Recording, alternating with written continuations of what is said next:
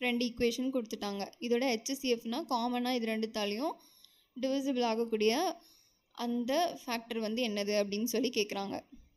So இந்த some போடலாமா? இந்த சம் எப்படி போடுறது அப்படின்னா,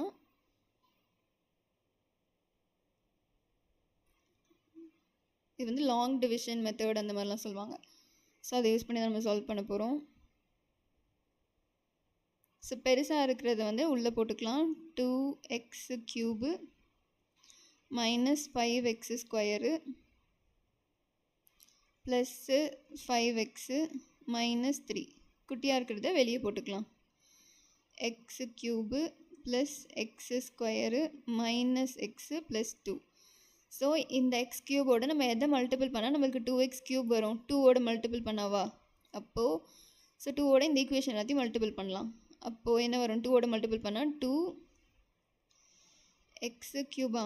நெக்ஸ்ட்டு இங்கே ப்ளஸ் இருக்குது. 2ஓட மல்டிபிள் பண்ணால் 2x² plus 2x². Next minus இருக்குது. அப்போ -2 × x -2x.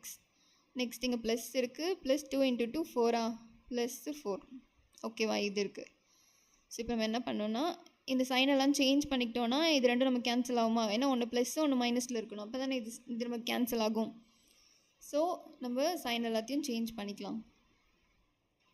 ஸோ இங்கே வந்து ப்ளஸில் இருக்குது, இதை மைனஸாக மாற்றிக்கிறோம். இது ப்ளஸில் இருக்குது, இது மைனஸாக மாற்றிக்கிறோம். இங்கே மைனஸில் இருக்குது, ப்ளஸ்ஸாக மாற்றிக்கலாம். இங்கே ப்ளஸில் இருக்குது, மைனஸாக மாற்றிக்கலாம்.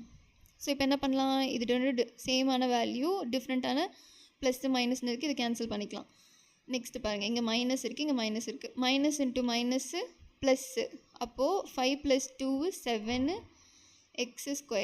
ஆனால் நமக்கு வந்துட்டு கரெக்டாக பார்த்துக்கோங்க, சைன்லாம் கரெக்டாக பார்த்துக்கணும். ஸோ பிக்கர் நம்பர் சைனோட வேல்யூ வந்து என்னது? மைனஸ். So -7x².